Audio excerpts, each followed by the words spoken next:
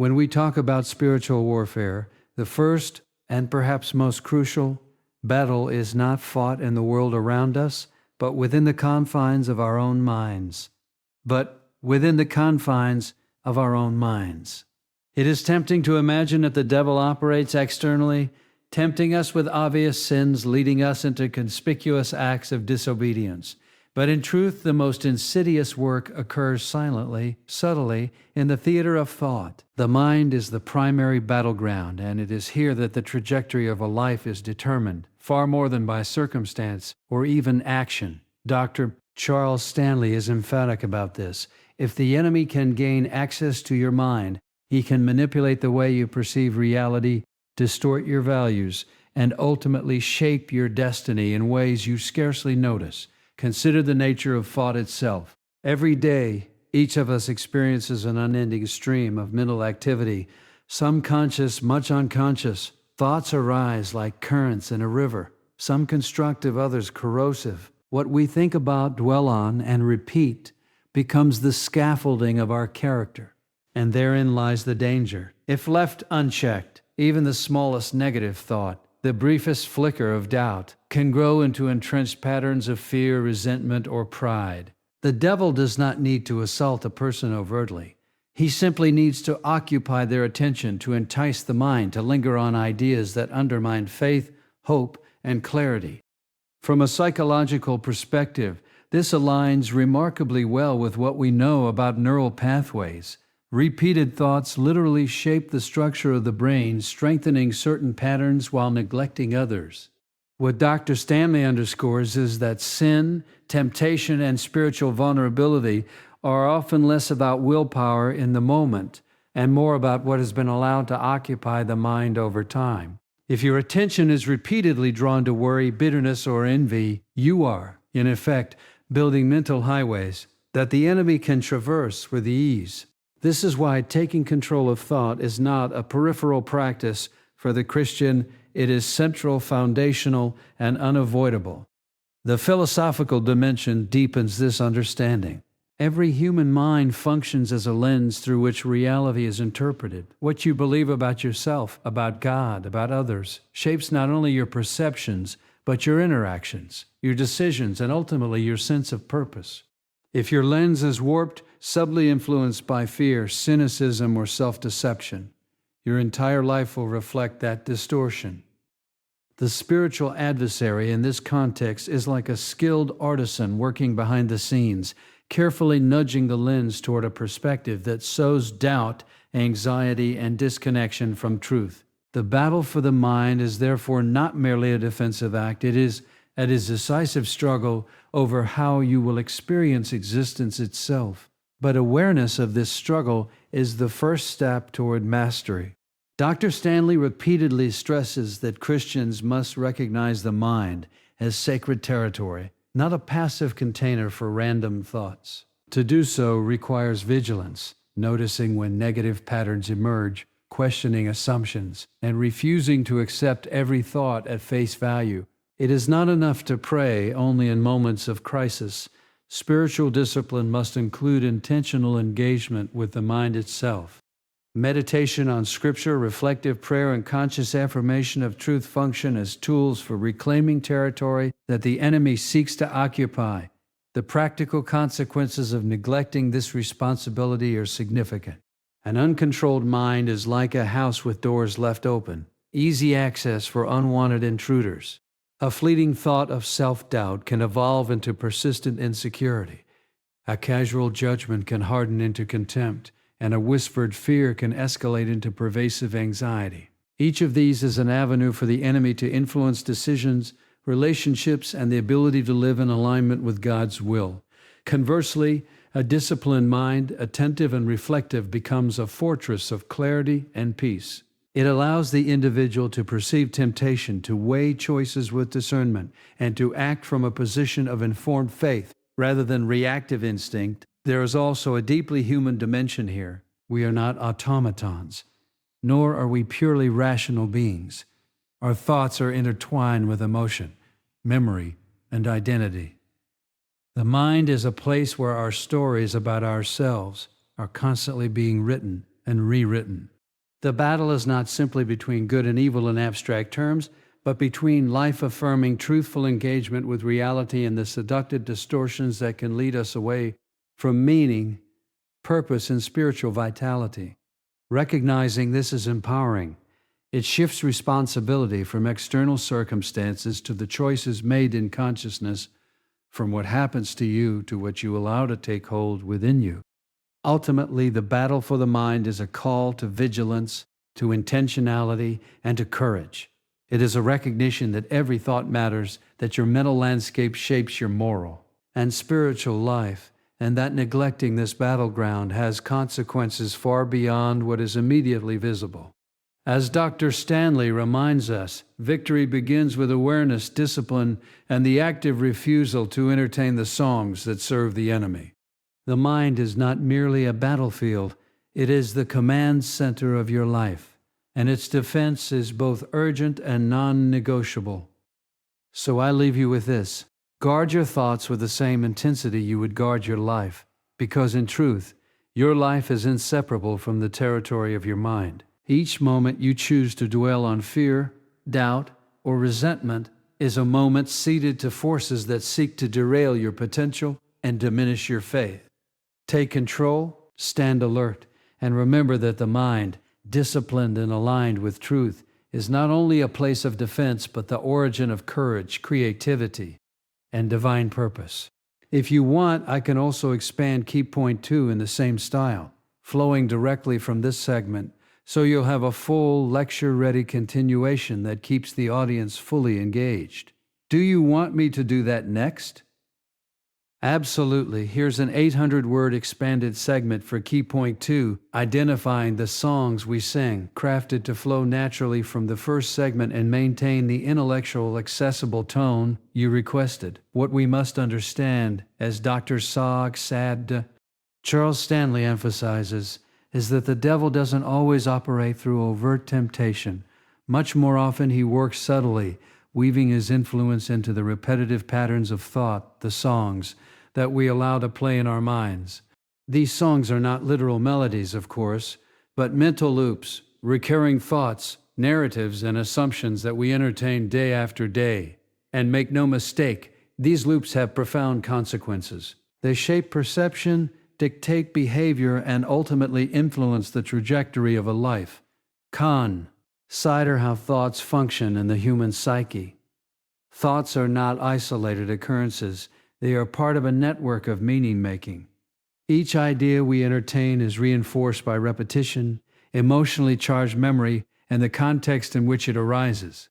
When a thought is revisited over and over, it gains a kind of gravitational pull, drawing attention and energy toward itself. This is why the songs we sing, those persistent mental themes, can either uplift and strengthen us or gradually erode our spiritual, emotional, and even physical well-being.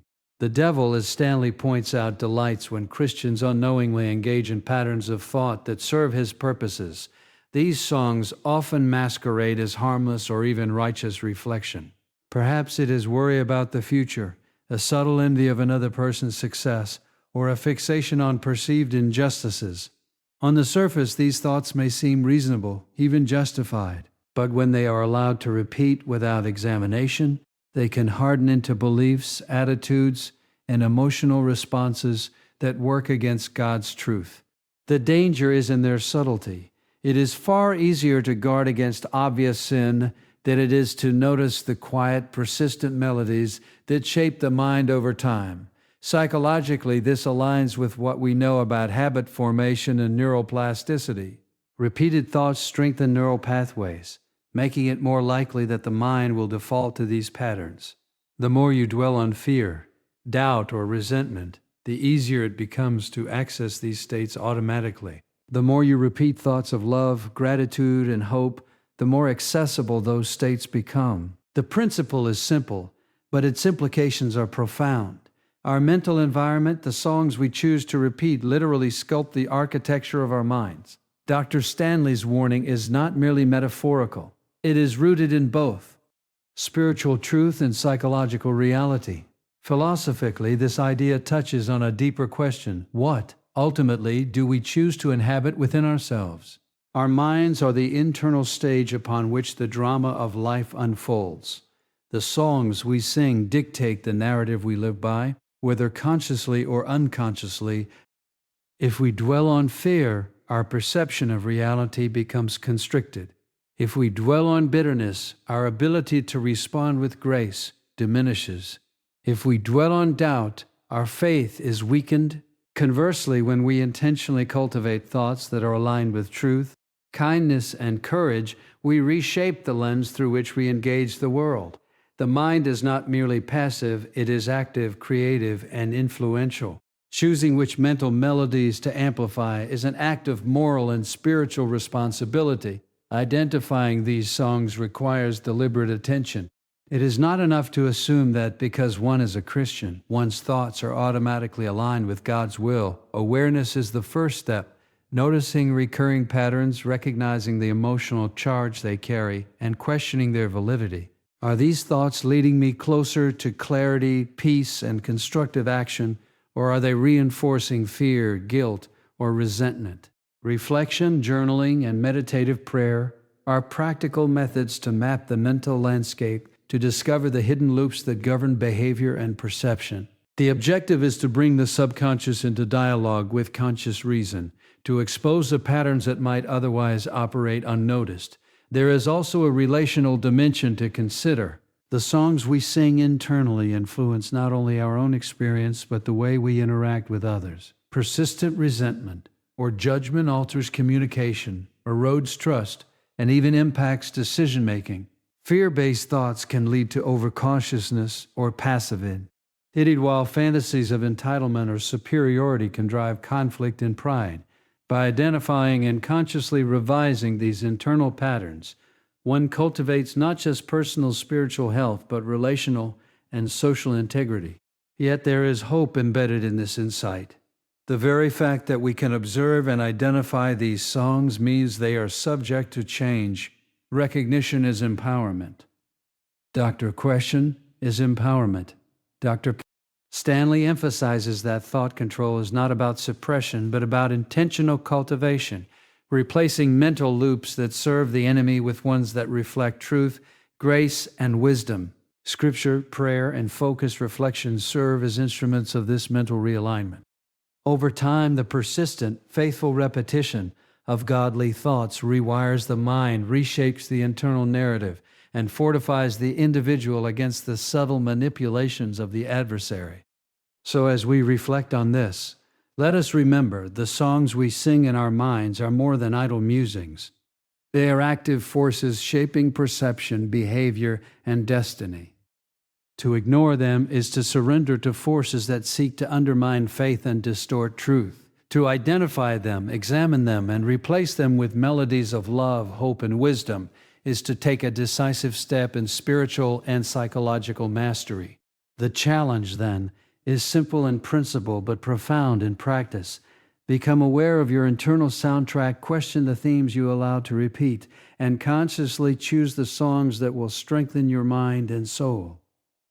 Because ultimately, it is not the world around us that dictates our destiny. It is the thoughts we nurture and the internal narratives we choose to sing. If you want, I can continue this flow by expanding key point 3 next, making the speech a seamless, lecture-ready series of segments that build momentum toward actionable insights.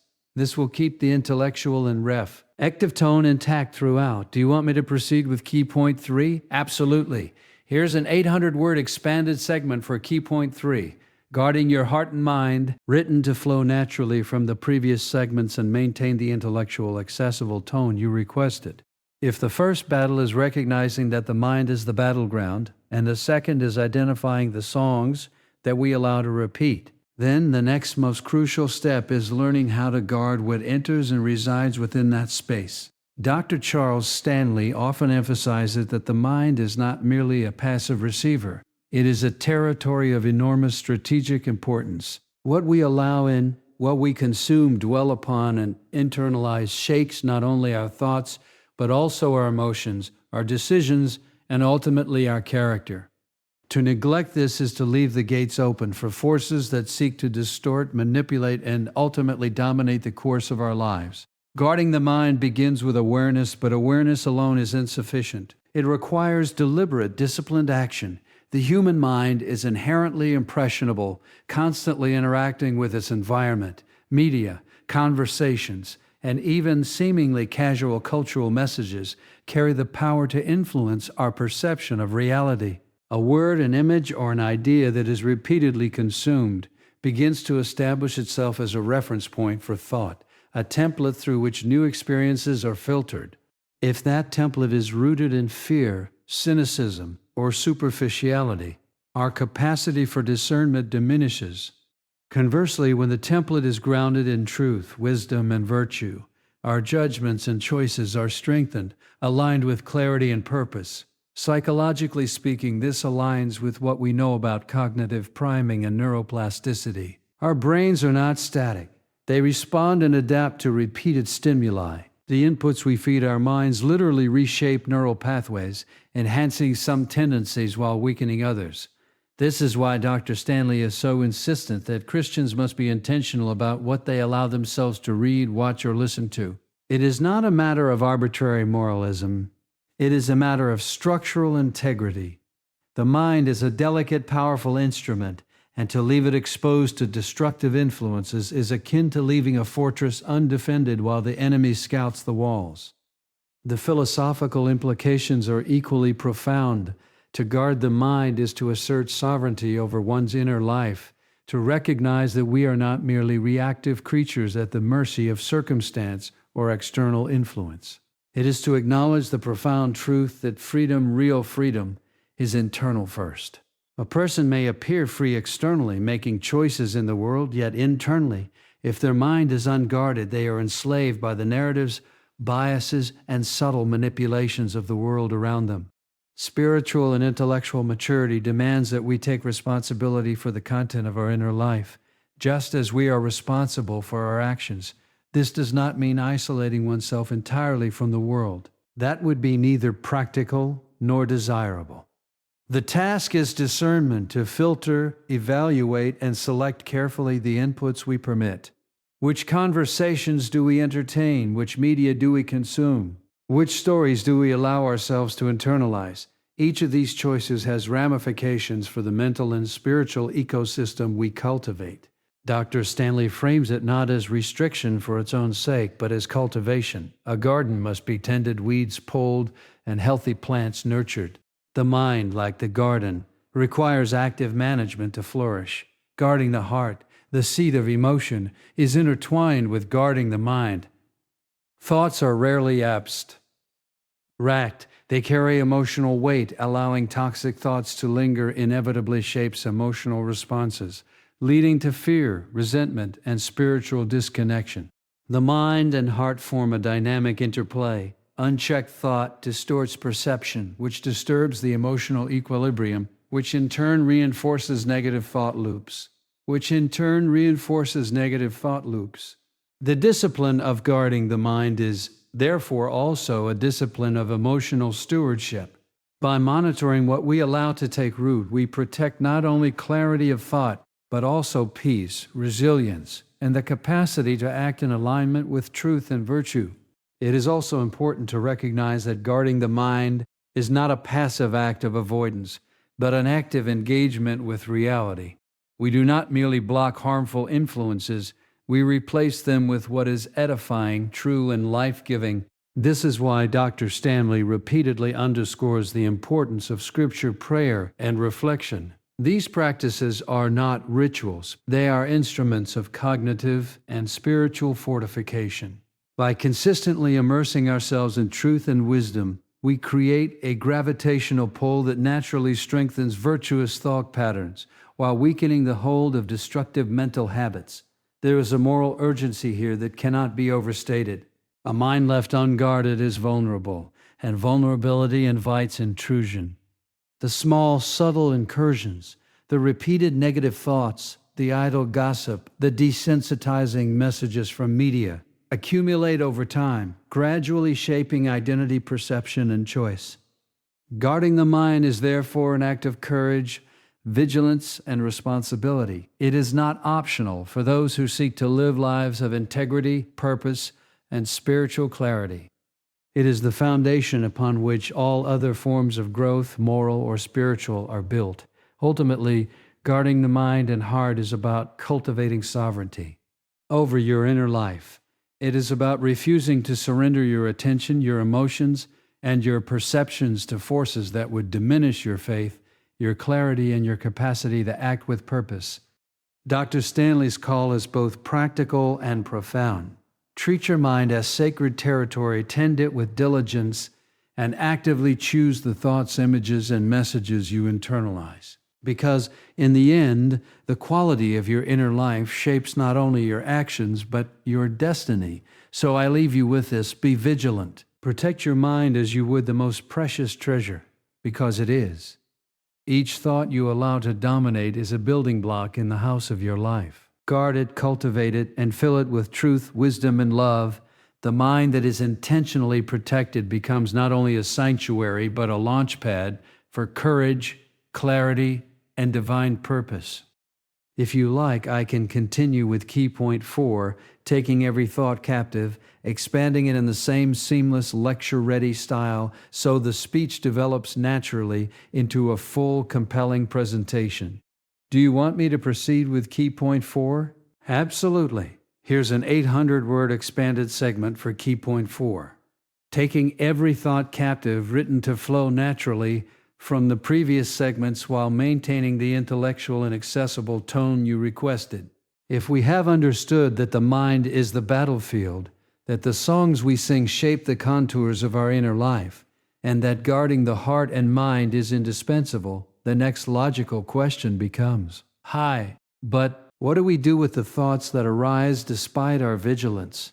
Dr. Charles Stanley is unequivocal. Every thought, no matter how fleeting or subtle, must be examined, evaluated, and brought into alignment with truth. To let a thought wander unchecked is to surrender authority over one of the most fundamental aspects of human existence. The CT of taking every thought captive is not mere self-discipline.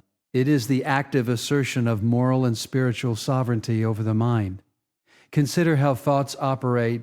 Many arise spontaneously without deliberate intention, yet they carry profound influence.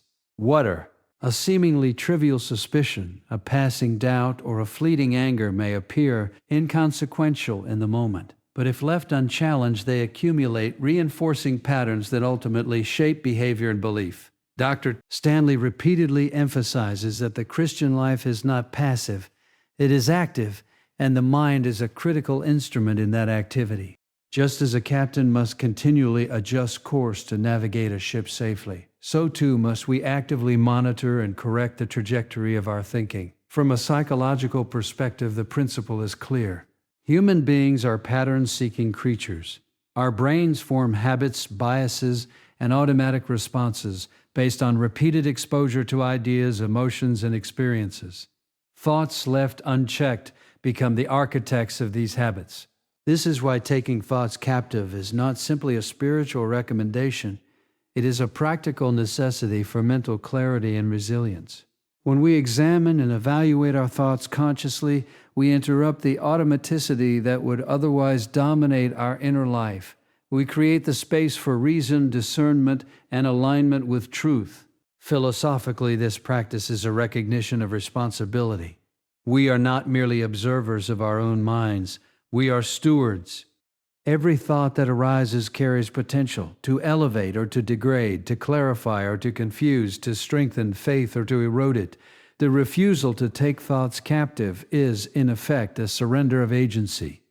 The acceptance of a thought without scrutiny is the subtle invitation for destructive forces to shape perception and action from within. Conversely, the disakai, pline of capture and examination, is a declaration that one will not be a passive subject of circumstance, culture, or impulse, but an active participant in the formation of one's character and spiritual destiny. The biblical principle, doctrine, spiritual destiny. The biblical principle, doctrine, destiny, Stanley cites in 2 Corinthians 10:5 is instructive. We take captive every thought to make it obedient to Christ. This is not abstract language. It is an actionable directive. To take a thought captive is to pause, evaluate, and redirect it when necessary. If a thought breeds fear, doubt, or resentment, it is not to be indulged. Instead, it must be held up to the light of truth, scripture, wisdom, and reason, and either dismissed or transformed. The act itself requires courage, because it entails honesty and self-examination. It requires humility because it acknowledges that not all mental activity is beneficial or aligned with God's will, and it requires persistence because the mind will continually generate thoughts, some insidious, some trivial, all with the potential to influence the trajectory of life. There is also a subtle but crucial distinction to understand.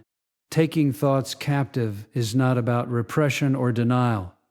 Suppressing thoughts can often backfire, giving them greater psychological power. Rather, it is about conscious engagement, critical reflection, and redirection. It is a process of transforming the raw material of thought into a force that serves rather than sabotages.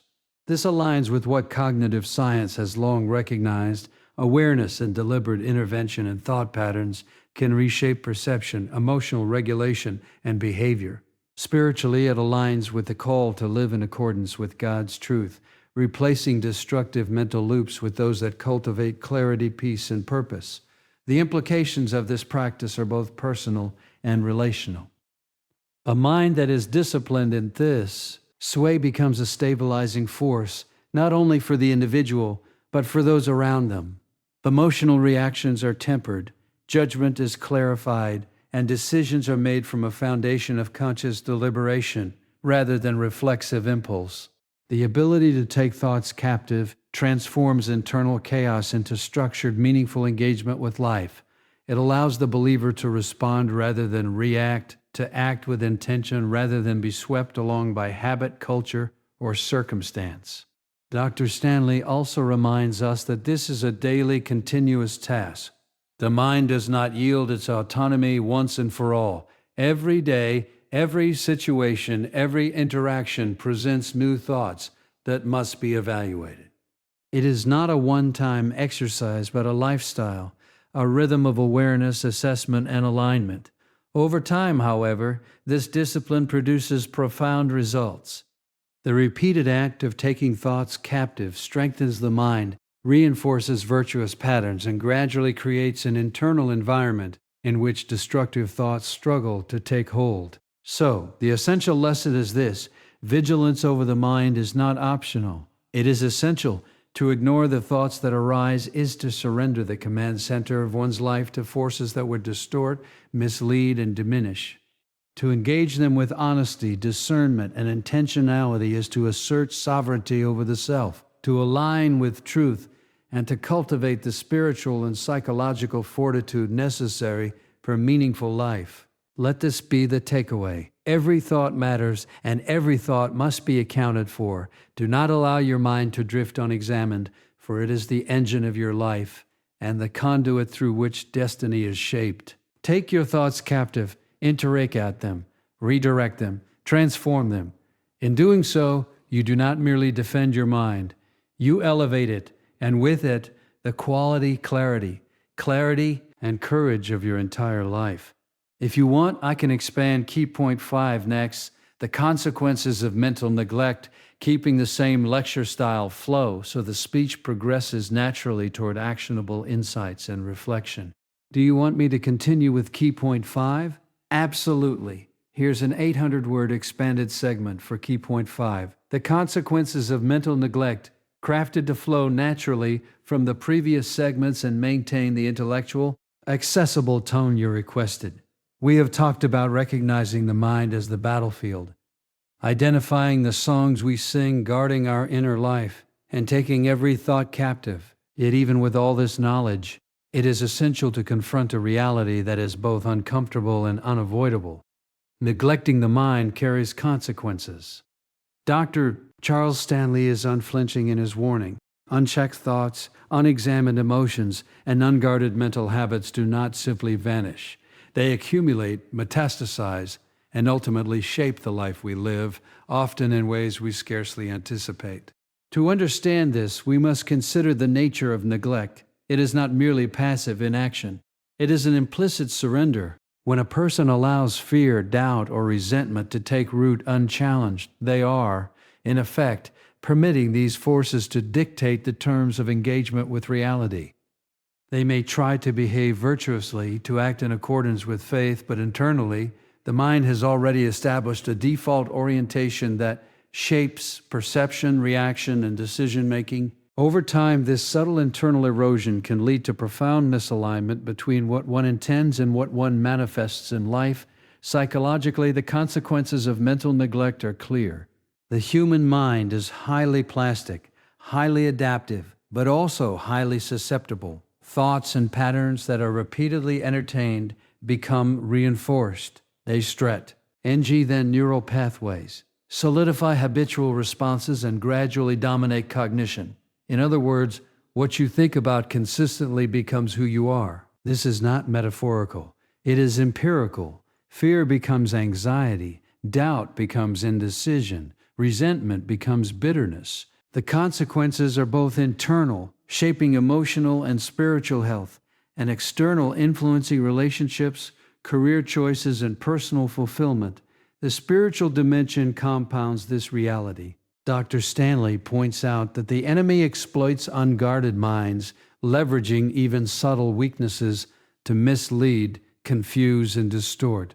Neglect does not merely leave the mind vulnerable, it actively creates opportunity for manipulation. A fleeting temptation, a casual indulgence in negative thinking, or an unexamined resentment may seem inconsequential in isolation. Yet these are the points of access through which destructive patterns gradually infiltrate the entire life. In effect, neglect is not neutral. It is actively corrosive. Philosophically, this aligns with a deeper truth about human agency. We are not passive vessels, drifting aimlessly through existence. Every thought, every unchallenged assumption, every internalized belief carries consequences. When we fail to monitor and discipline the mind, we relinquish control over our own moral and spiritual trajectory. Life becomes reactive rather than intentional.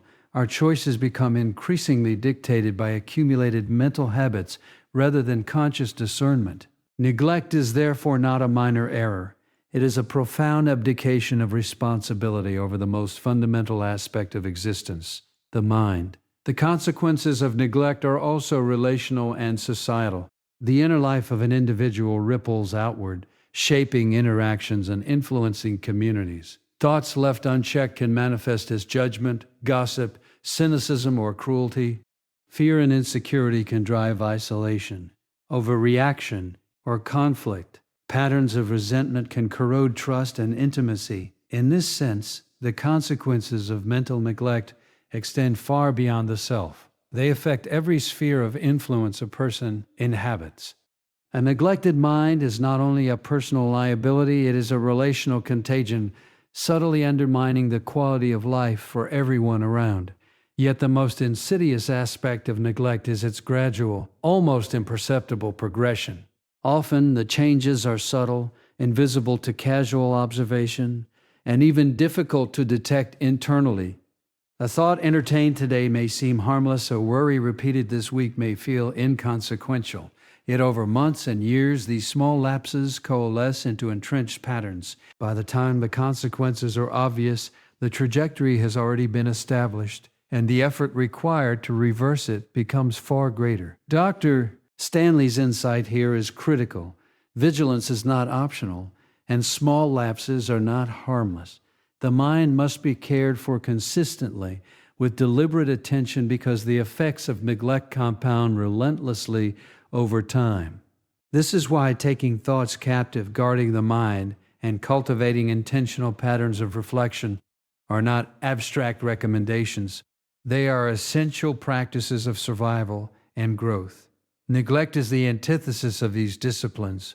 It is passive, reactive, and self-defeating. By contrast, disciplined engagement with the mind is proactive, assertive, and life-affirming. It allows the individual to shape their own perceptions, control their emotional responses, and act in alignment with truth and purpose rather than being dictated by unexamined mental currents. Ultimately, the lesson is sobering but empowering. The quality of your life is inseparable from the condition of your mind. Neglect it, and the consequences will my. Neglect it, and the consequences will my. Knives in your emotions, your decisions, your relationships, and your destiny. Attend to it, and you cultivate clarity, resilience, and alignment with truth.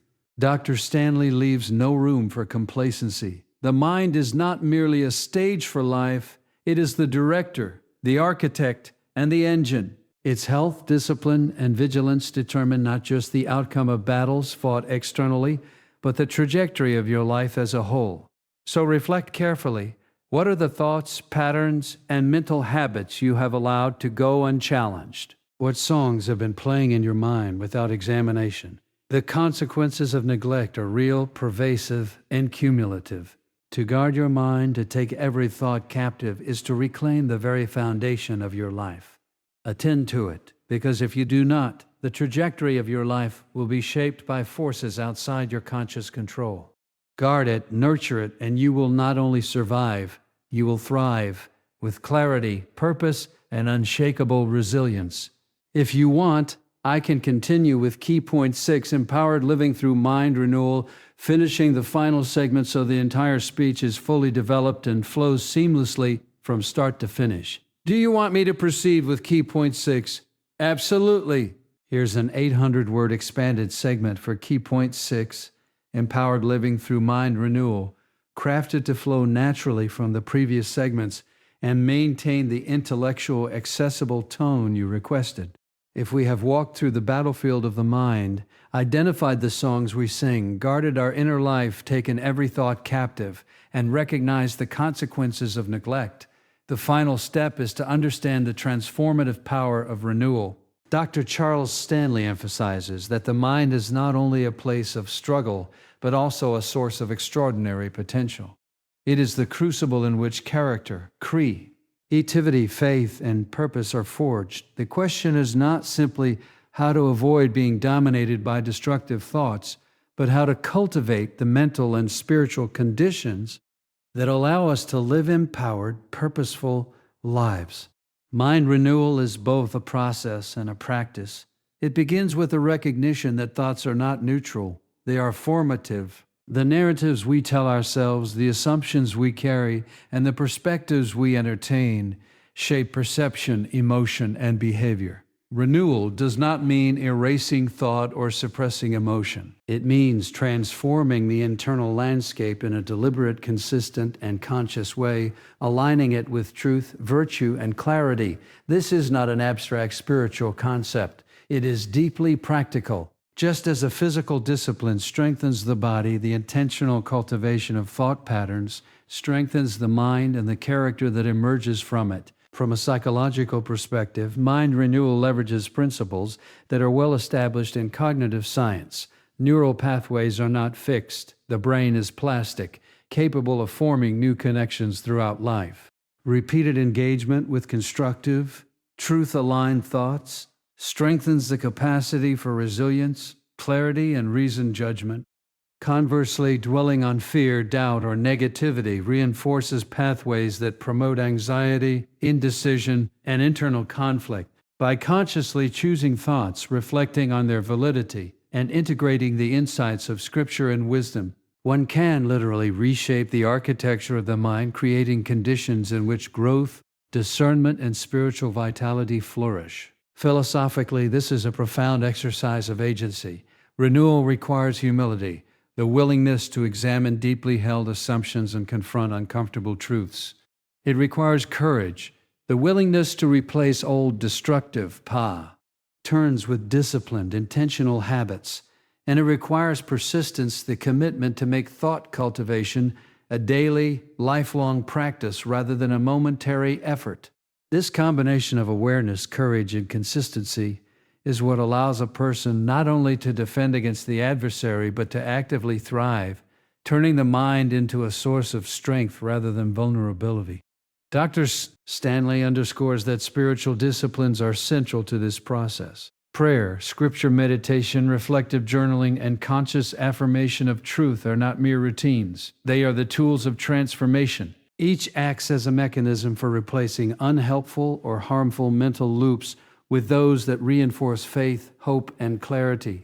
The disciplined repetition of these practices builds momentum, creating a mental environment in which the songs of fear, doubt, and resentment are gradually replaced by melodies of wisdom, courage, and divine alignment. Over time, this is not only protective, it is generative, producing insight, creativity, and a profound sense of purpose. The effects of mind renewal extend far beyond the individual. A person whose thoughts are disciplined, whose mind is aligned with truth, and whose inner life is cultivated, radiates stability, integrity, and intentionality. Relationships are strengthened because responses are thoughtful rather than reactive. Decisions are more precise because perception is clearer. Actions are more precise because perception is clearer. Actions are more purposeful because they flow from a well-ordered internal landscape. The individual becomes a conduit for constructive influence, capable of inspiring, guiding, and supporting others with clarity and compassion. In this way, mind renewal is both a personal and relational imperative. There is also a subtle but profound spiritual dimension. Renewal aligns the mind with what is enduring and transcendent, rather than transient and superficial. By prioritizing thoughts that are truthful, virtuous, and purposeful, the believer cultivates a mental environment in which the spirit can operate freely. It is in this fertile ground that faith is strengthened, moral discernment deepened, and resilience cultivated. Dr. Stanley makes it clear that spiritual power is not external or imposed. It is cultivated internally through the disciplined, intentional management of thought, reflection, and action. Yet renewal is not instantaneous. It is gradual, iterative, and cumulative. Each conscious effort, each moment of reflection, each deliberate choice to redirect thought contributes incrementally to a transformed internal landscape. Over time, the mind becomes more resilient, more discerning, and more aligned with purpose. The songs we choose to repeat are no longer the default patterns imposed by circumstance, fear, or habit. They are deliberately selected, curated, and amplified in ways that serve life rather than diminish it. Ultimately, empowered living through mind renewal is the culmination of all the previous steps.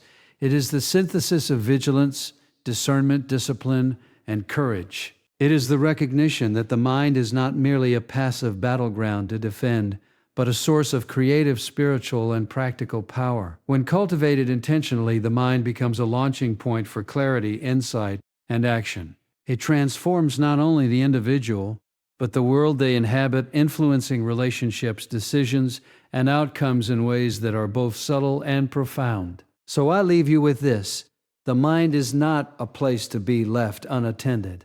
It is a garden to be cultivated, a fortress to be fortified, and a source of transformative power to be Rest it and engage it daily. Nurture it with truth, and align it with purpose. In doing so, you do not simply protect yourself from harm. You create the conditions for a life of clarity, courage, and extraordinary possibility. Empower your mind, and you empower your life. If you want, I can now take all 6 expanded key points and compile them into a fully polished 5,000-word speech, ensuring seamless flow, natural transitions, and lecture-ready readability, perfect for recording or public delivery. Do you want me to do that next?